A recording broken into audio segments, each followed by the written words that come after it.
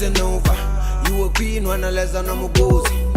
Owamie, Owamie. Owamie, Owamie. Owamie, Owamie.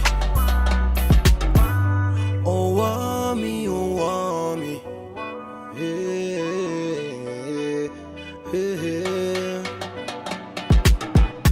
Girl, you're such a powerful woman. I hear the whole thing, but you know. Should I get you a tissue? Okay.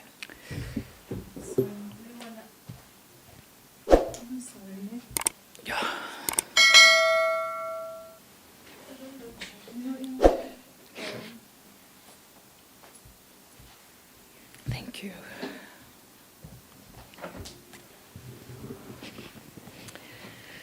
So at this point, I hear that, and I kind of processed it, but I wasn't processing anything. I'm just numb. I am literally a zombie at that time. We stayed there for long because we were waiting for the mortuary to come and pick up the baby, and eventually didn't show up that first day. It was late at night by the time, it was going to the evening by the time we left the hospital. When I got home, they had tore down every photo of her in the house. We had a whole portrait, family portrait that was done on the wall in the sitting room. They had removed. I was furious. It hasn't been even like, why are you trying to wipe her out? Who removed everything? I don't know who he got to do all of that. I was so angry. By the following day, his mom now said that we needed to burn all of the baby's things. Yo. Like, you just lost your baby. So that alone was still so traumatizing because, again, we're from different cultures. I don't know that. Now I know that if somebody passes away, you still keep the things, and there's a For time their memory, they are when they cleanse, whether you want to give out some things and whatnot. So then I started asking now friends that I had, like, okay, is this really how things are done? And when I asked the mom, they made it seem like if you don't do that, then if you have another baby, it's like bad luck. It's like this is what's going to keep on happening, so you need to get rid of everything. Yo. So we got to that point. By then, it's the following day. Following day, we still go to the hospital. They haven't fetched the baby. Spend another day there waiting for mortuary to come and pick up the baby. Eventually, ending of that second day, they do fetch her. Now they're doing an autopsy. I asked for an autopsy because you wanted to know what happened. Yes. Autopsy comes back after a couple of days, natural causes. Okay. Natural causes. Okay. Now I'm still thinking about what this friend said, this thing that happened to the baby is not a natural thing and whatnot. Then I'm like, okay, I am not going to bury her. Because if this was something that was done purposely, what if I go and bury her and they now do something to my child, or they still has spirit? Like, all sorts of things were going through my mind. The motherly instinct. So at that point, that's what I opted for. When I opted for that, the whole cremation thing was going to take about 2 weeks. So the week before the cremation, we had a memorial service. We had a memorial service that week. We had the family and friends, because I didn't want that thing of having to explain to people one by one, this is what I've decided, this is, So we had that memory service day. Even on that day, like, it was just then, I don't know how to process what was going on with him, but it was just not aligning with us losing a child. And then after that week of the memorial service, he packed up and left. To where? He left. We went to Val. We left for 7 days. He was gone for a whole week. No call, no anything. Yeah. Meanwhile, he's leaving me there. I just lost the baby. I have so many emotions that I am still bleeding very heavily. There's just a lot going on with my body. Remember, I was breastfeeding. My boobs are still doing the most. Gosh. So he leaves for that week. When he comes back, guy is showing me he was fishing. He was chilling with his friends. His friends came to hang out with him there. Okay, you're clearly living your best life. Did he communicate that he's going fishing and whatnot when he left? He said he needs a break. He needs to go and clear his head. Okay. If that's the time you feel like it's to leave me at that point in time. And another thing is I was at a point used to some of his psychotic thinking and doing things. So he left. When he left, the day... Then I was now left to go and pick up my daughter's ashes by myself. And we hadn't paid the remaining balance. So he kept money, I took money, I went to go and pay for that. When he came back and I told him that I went to go and fetch our daughter's ashes and I took money, he got angry that why did I take the money? Why didn't I call him? Why didn't I ask for permission before taking the money? I was still like, dude, you left knowing that whole thing was happening. It's not like you didn't know. And I needed to go and pick up our daughter's ashes. Fine, he got pissed at that. That was his main anger, that why didn't I check up on him? Why wasn't I calling him? How dare I take his money without asking for his permission? Fine, that now becomes another. And remember that when we argue or fight, he's sleeping on the couch. It's the silent treatment. It's the gaslighting. So you are to blame for everything. Then at that point, started hinting that maybe this was my family, what happened to my daughter. Or am I sure my sister put the baby right in the bed? There were fingers flying up and down. So at a point I was like, okay, why don't we go and find out what happened to the baby? Let's go to a sangoma or something. Then at first he was like, no, everything has God's time. Whatever, if it was somebody who did this, it's gonna catch up to them. He just kept on giving me excuses and I kept on insisting. So finally I agreed this one time. So when we got there, I couldn't go in because now I'm bleeding. He goes in. They were there for probably like 45 minutes. When he came out, I can't tell you what he said, they said. I literally, I cannot tell you what he came out and he said, they said. And at that point in time, now I want vengeance. Yeah. I want whoever did this to pay. And you are just giving me some chilled back vibe. And that was it. That was the last time we spoke about it. That was it.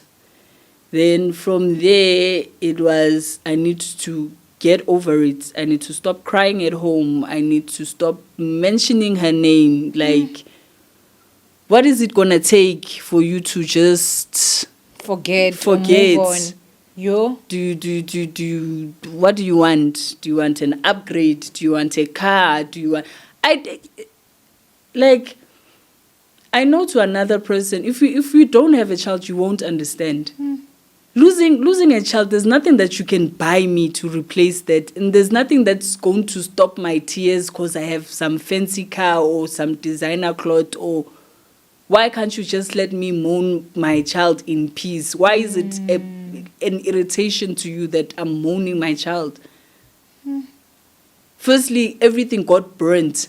I don't even have anything to hold on to. Then you don't want me to even hold on to her memory. And that became a thing. I needed to, I'm not the first person that has happened to, will have other children. At a point, I just told myself that, okay, start doing things in privacy. And one thing with him, he don't cry in front of him. Because he'll tell you, get out with those fake tears, your crocodile tears. Is it today? Like, if you show him any type of emotion, it's just annoying to him. It's just like, you're just irritating him. Like, you can't cry in his presence. He finds it annoying. He finds it irritating. Even when, like, I don't know. I'm really shocked, hey? That, like, because I know you're definitely not the only one, you know, that there are people that actually are living under such conditions, you know.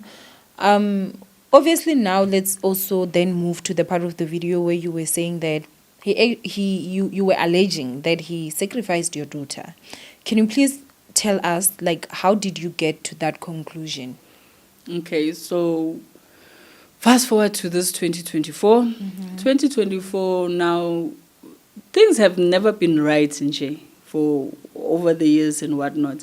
And he's a person that if you bring up anything that he did, then it turns into, I'm done with this marriage, you're stressing me out, I wanna get divorced. And all the time, I would find myself being the one apologetic about what I don't even know.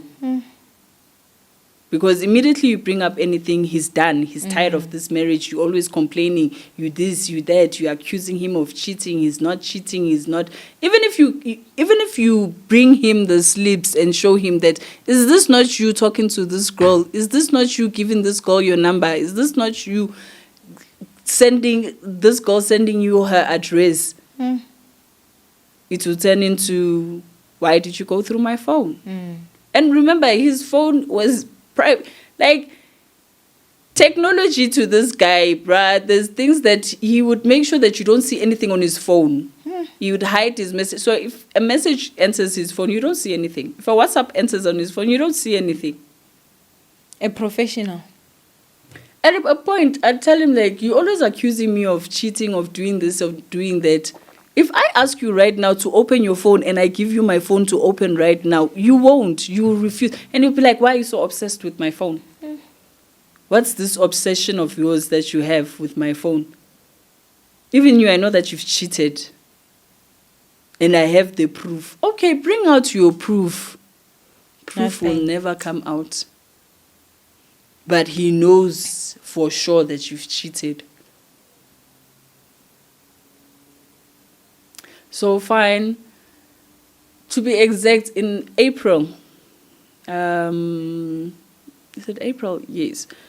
So now we've been having your whole divorce talk. We've gone to the lawyers. We've been talking about divorce. And at that point, he's telling me that, no, we didn't get married in court. I need to pack my shit and go back to my mother's house. And I'm like, bruh, things don't work that way.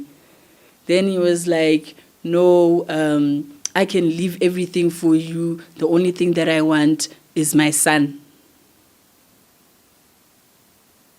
So now I got angry, like, what do you mean leave everything and take my son? What makes you feel like you've got enough money to buy my child? And if you think you've got enough money to buy my child, go and reawaken the one that we lost. If you really think money can replace a human being. I got angry, I called his mom, and his mom was like, yeah, what did you expect? That's when I told his mom, like, you guys were going to have to kill me to take my child. If you can't do that, forget it. There's nothing, Then he was like, no, it's fine. Since I'm saying I don't want to give, can we just go and visit in Nigeria? And I was like, no. Had you ever gone to Nigeria with him before? No. But it's only now that you guys are having problems. He wants you to go there with the meow. So he was like, let's go. We'll just visit for a week or two and come back. I'm like, I am not setting foot there. You've shown me that you are capable of anything. I don't trust you. What if I get to Nigeria and you and your family kill me? Of course. Then he told his mom that I said they're going to kill me. The mom called me, attacking me now on the phone. So that turns into a whole fight with my mother-in-law, and they're expecting me to just do as I'm told. Now, my mother-in-law came to visit in South Africa for the first time. She was here in January. She left in April.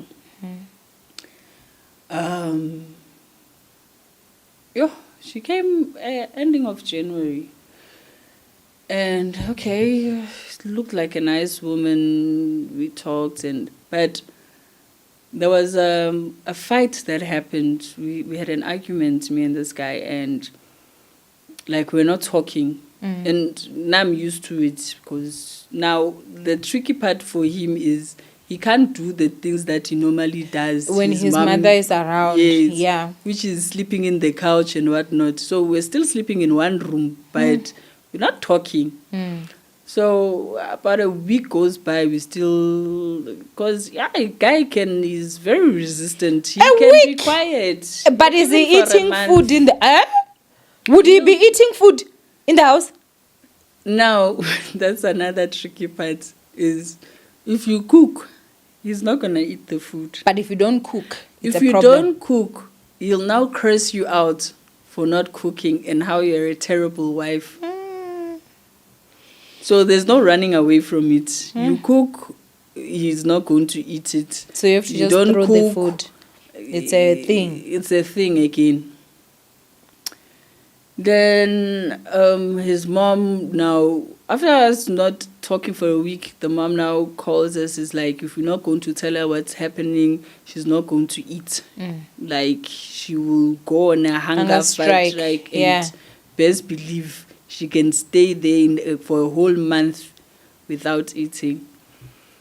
So, and what we're fighting about was so stupid. He wanted to go out.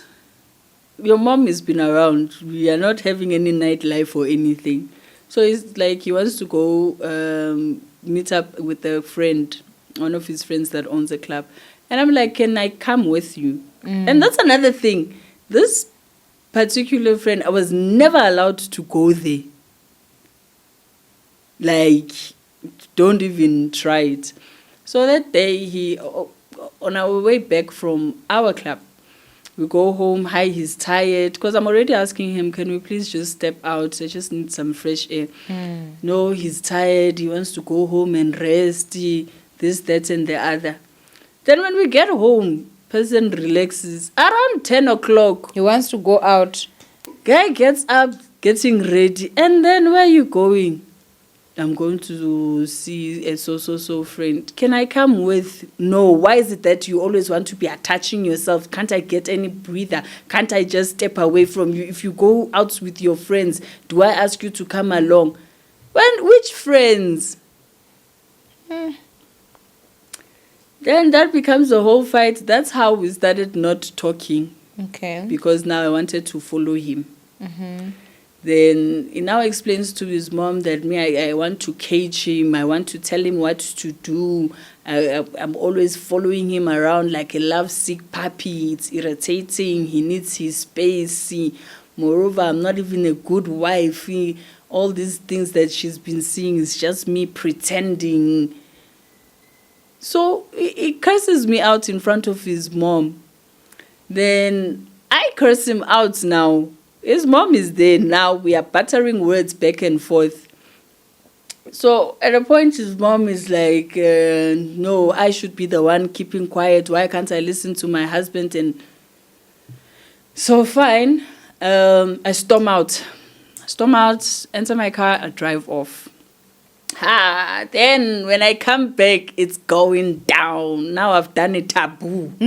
I walked out on my mother-in-law. How disrespectful. Even if I didn't see him as anything, how dare I? You and your mom are ganging up on me. I should just stand there and let you do as you want. fine, the mom is not talking to me anymore. She's now angry on the bandwagon also. How disrespectful, how that. So fine, the following day, I just wake up and I ask her, like, can we just please talk?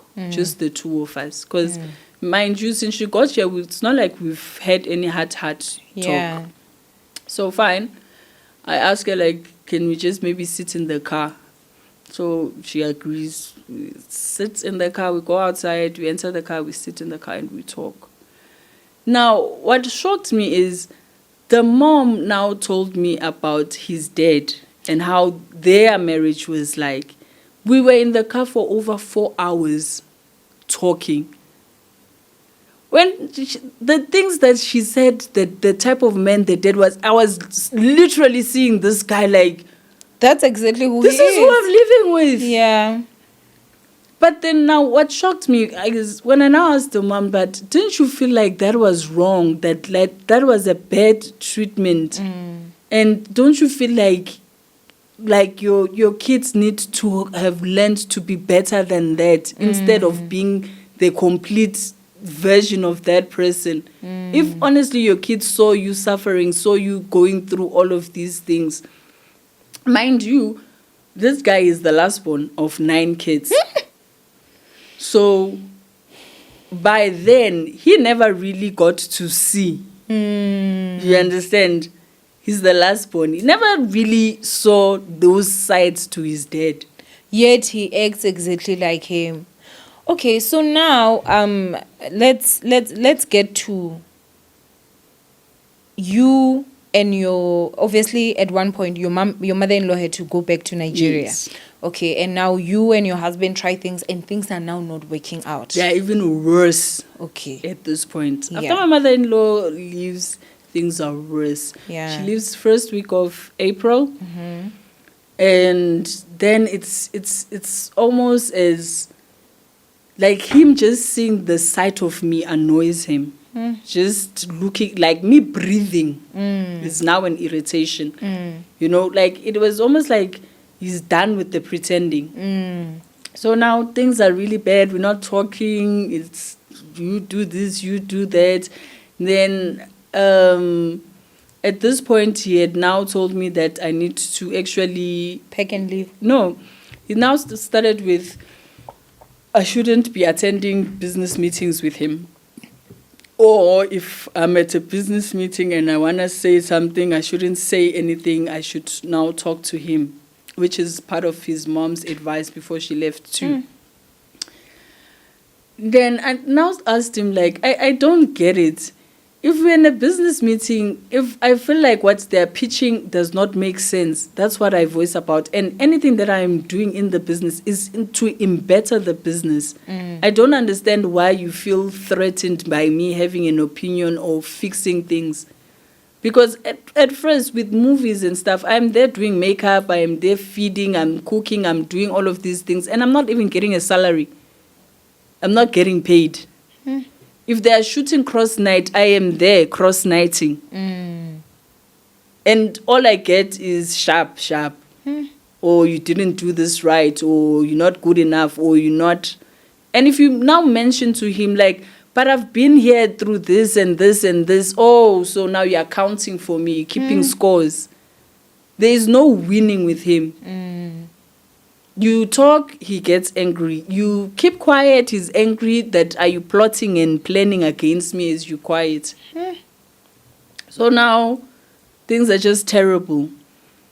Then we honestly at divorce talk. We're back and forth with his mom. I'm not telling him, like, bro, okay, in that April, I find out that I'm pregnant. Now, and now ask this guy, like, okay, please, I just need 2 weeks. Please, I am begging you, just 2 weeks. Just want to go away to go and clear my head. And he's like, no, he's going to leave. And I first agree, and I then think about it that, this guy is going to go and tell his mom that I kicked him out of his house. And I just want to go and gather my thoughts and know what I want to do. So I go back to him, I tell him like, bruh, please, I don't want issues and I know you. The next thing you're going to be going and reporting that I kicked you out of your house and whatnot. Let me just go. All I'm asking for is just 2 weeks. So fine, that Monday comes, I've packed up my things. And the funny thing is, he still cursed me out. That you're leaving. Yeah. No, if you want to go, go. If it is men that you want to go and be with, go and be with your man. It's cursing me out in front of the kids. So I just tell myself that, you know what, I don't want to butter into words with him. I've packed, let me just go. And that was the first time me ever saying I'm angry and I'm leaving or anything. So I leave. I go to Freiburg. I'm there for a week. While I'm there, friends are calling. Hey, your husband says he doesn't even know where you are. You just left the house, and you are expecting him to be calling you and fixing things. How is he supposed to know that a man is not there climbing you? I'm now explaining to them that this person has my numbers. If he wants to know where I am, he can ask me where I am and I will tell him. I call him every day to check up on the kids, to make sure he dropped the kids at school, he picked them up on time. Because that's one thing with him, he's never time efficient. That's just a no-no for him. Everybody needs to wait for him. So I was very worried that the kids' time for school and whatnot, and half the time he was forgetting the kids, or the kids are there 3 hours after. So fine, I spent that week. On the following week, I remember it because it was a Monday. So that Sunday night, I slept and I woke up wee hours of the morning. And I had this dream like where I saw my dad like asking me like, what am I doing here? Like, can't I see things are going to go wrong at home? I should go back home. And I woke up and I told my friend, like, yo, I feel like something bad is going to happen or something is happening at home. I have to go. She's like, okay, if you really made up your mind. Because remember, we slept and I didn't say anything about leaving. And I come back. When I come back, first thing I do is when I reach Joburg, I check the cameras. I see that he's at the bar. Then I go home. Go home straight. When I get home, I go into our bedroom. Mind you, in the bedroom, he has already bought suitcases. In the wardrobe, he has packed away his passport. He has packed away our son's passport. There's money in the bag. So I take all of those things. I only remove his passports and I leave them on top of the dressing table. Take everything, I go and drop it at a friend's place. So he comes back that Monday. When he comes back, he's there with friends. Doesn't notice anything, and the friends leave late at night. Sleeps on the couch, normal, so he doesn't see anything. Then Tuesday comes around. Now Tuesday morning, he notices that shit. Passport is gone, money is gone. He loses it. He goes ballistic. He curses me out. At that point, I'm just telling him, bruh, you are not just going to up and run away. With my son. Why can't we get a divorce like normal people? So if I didn't come back, you were planning on just leaving. So I would have been back in a week's time and I'll be gone. And he's like, no, he didn't buy that suitcase for me to leave, for him to leave. He just wanted to give me space when I come back. Then why did you pack away our son's passport? No, I noticed that you took his birth certificate. Took his birth certificate to where? I didn't go. Why would I go with his birth certificate? No, I looked for it. Why were you even looking for those things? Yeah, the week you are not around. Then he now turns it into, I know you left with it. I'm like, that's your problem. You don't like looking for things. His birth certificate is in the blue file that has all our documents. You didn't check properly. And he's then trying to convince me, babe, I promise I wasn't trying to run away. I'm like, there's nothing that don't babe me anything. I know that you were just planning on running off. I would have come back home a week later and to nothing. He denies the whole thing. Then he now calls his family, like he's so tired. He's broke right now. He needs that money to sort out bills. Now his family is calling me, begging me, give him back his money. Why do you want to ruin his life? I'm like, I don't want to ruin his life. This guy needs to stay and let us do the divorce proceedings. I even have records where I was talking between his mom, his sister, and his brothers. I even explained to them that in South Africa, things don't work like that. It's not like they're going to listen to me because I'm a South African, or they're going to side with me because I'm a South African. The law doesn't work like that. When it comes to divorce, they will join everything that you have, and you split. take your half, Yeah. I take my half, and everybody stays happy. By then, he's telling his family that he's not going to divorce me. He's going to turn useless into the house. He's going to stop paying the bills. Yeah, he wants to see how I'm going to survive. Fine. That now becomes a thing. Now I'm getting calls back and forth. Everybody is begging me, give him back the things. He's going to do the divorce and whatnot. Which was now the first time we went to go and meet the divorce lawyers. He wants his money back. Are you comfortable to share plus minus how much? It wasn't a lot of money. It was 100 plus. Okay. It wasn't a lot of money. But obviously, it's Well, got it's money, a lot of bank money to us, but, you know, accounts and yeah. whatnot. Okay. So at that point, he now agrees for us to go and see a lawyer. We go and see the lawyers. We're sitting at the lawyers, and the lawyer explains the whole thing. Lawyer, firstly, both in agreement in this. If I consult with both of you, if you guys turn and fight, I won't be able to represent anyone. Okay. We both agreeing we want a divorce, right? Right? You're not going to switch up on me. He's like, agreeing. Then the lawyer proceeds to explain that we need to bring your bank statements, your documents, all your properties, a retirement fund if you have. She notes everything down. Then we listen to everything. And then I now, at the end of the session, I now ask the woman, like, what about things that we have outside of the country? And he goes mad. I don't own anything. Those things are not in my name. I don't know what she's talking about. Bro, relax. I just asked a question. And what made me even ask that question, I wanted him to understand how things work. When they say everything, what they meant. Because we've sat down and I've told him that, okay, you can keep everything. Can I just have the house, my car, and the Mitsubishi? At least I can sell off the second car and see what I can do with myself, see how I will sustain myself from there. You can keep your fancy cars, you can keep the businesses, you can keep all those things. I'm not worried about that. Then he was like, no, he's going to give me 10,000 to go and rent a flat and I should figure things out from there. He didn't come all the way from Nigeria to come and suffer for me. I think that I've worked for all of these things. These are his hard-earned work things. I've got no right to them. Because this is what was happening prior to us going to the lawyers. He would agree that, okay, I'll give you this and give you that. And then beg, when it now comes to you actually doing, then you're not doing anything. We come back from the lawyers, then he goes mute again. Now we're not talking about the divorce. Are you still staying in the house together? Yes, we're still both in the house.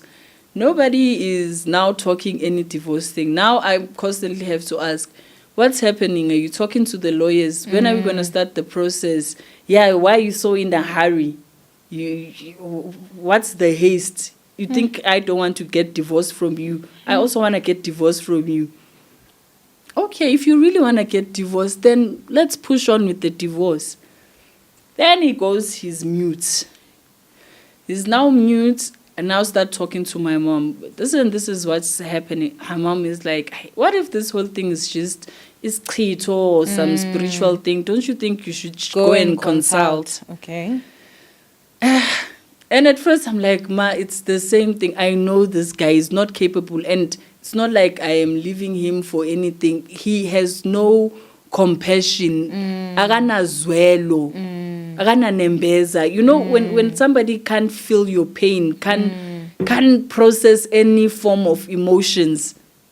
Because those were my biggest reasons that this guy has no compassion whatsoever towards me. I see him treat everybody around me like trash. No, that's the thing. He treats everybody extremely good around you. Everybody but you. I don't want to say he's a narcissist, but that's narcissistic behavior. I'm telling you, because you can ask this guy for 1,000 rand. He will curse you out and tell you that you think money grows from trees. You think he came here to work for you. And go out and blow over 10K at a club, over 20K. Or you get messages on his phone sending e-wallets to girls. Way past what I was even asking you. People don't know that I get 800 for hair and nails, and I still need to do the kids' hair on top of that money. I will leave Albertine, drive all the way to Soweto to find the cheapest places to do shit, because those are the funds that I have. People are looking at you driving a Land Rover. That Land Rover, they will literally give you 200 to pay for petrol.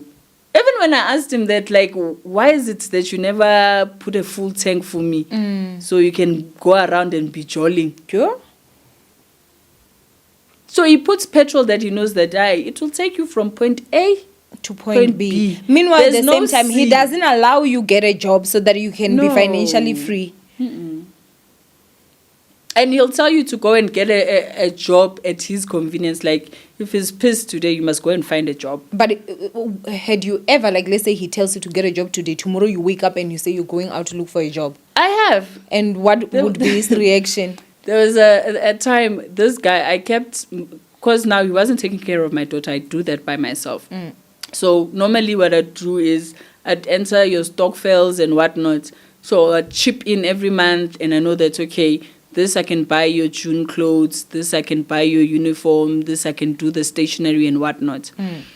So I kept money with him, and he was like, he doesn't have it. It's January, it's time for my child to go back to school. Yeah, now his child is sorted, he has bought everything, he's in school. And he's like, I don't have it. Just that calmly, I don't have it. Dude, you know that I'm not being funny right now. It's money that I was keeping for this girl to go back to school. Well, I don't know what you want me to say. I don't have it. I started Ubering. I did Uber Eats just to make sure that I now pay for my daughter's. It's your uniform. I went into Skolotos. I went into Mashonisa just to get my child back into school. And he was there looking at me with no issue whatsoever. At a point, friends that would come, you know, when you Uber eating, you sit and you park your car and you wait for an order to come in. You go and pick up. When his wife's friends saw me, they literally cried. Like, what is this? What kind of life is this? So you were doing Uber Eats in a Range Rover, in a Porsche? No, I was still using the Mitsubishi. Okay.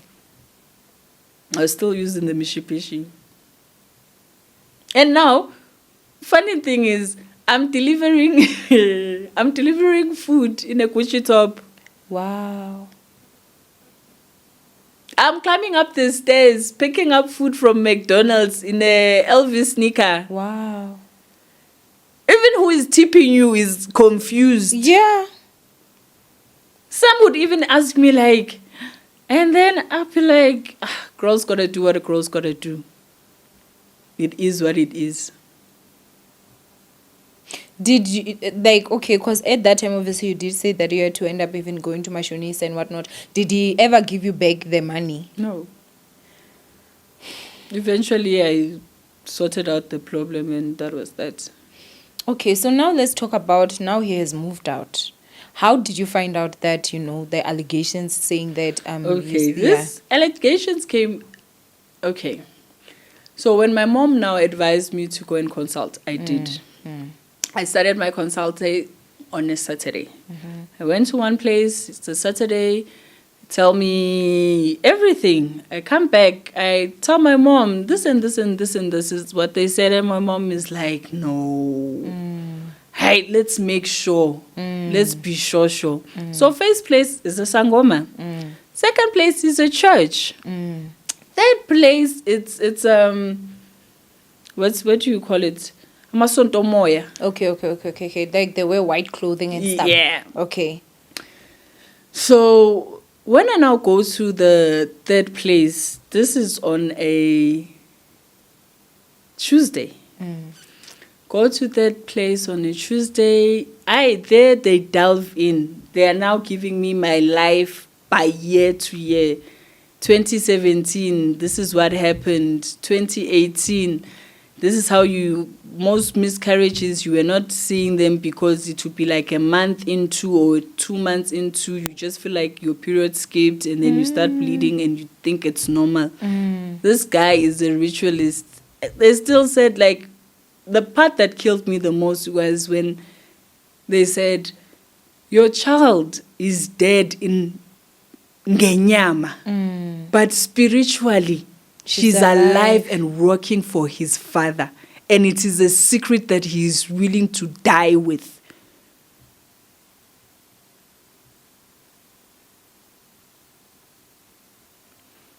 By then, they still dive in that you are the one who's talking divorce. This guy has made all his plans. He has tried killing you with the car accident and the car got ruined and you were okay. Right now, he has tried buying people to make it look like a hijacking, and then he rethought about it that what if it comes back to him? Like currently as we are talking to you, he's looking for ways. Are you not scared? I was, but I'm not now. I'm not. Because in as much as the darkness does leave, but there's light. And I know that it might have taken me the longest time to really see. It might have taken me losing my daughter to see. But you know what? God's time is always the right time. Because I don't know if I had found out then what would have happened then. You know? Yeah. And this wasn't even the first time. The first time that I heard that this guy was a ritualist was before I even had my daughter, before I was even pregnant. This was, I think, 2021. So 2021, I went to a church that my elder sister was going to. And I met up with her pastor. And there, it's not a sangoma, it's not a anything. Like, literally, she reads the Bible and she will tell you what is happening in your life. And I went there. And the woman was like, Linda, just take your child and run for your life. This man that you married to is a ritualist and they do human sacrifices. She was like, you won't understand the things that were revealed to me. I have not been able to sleep since you left.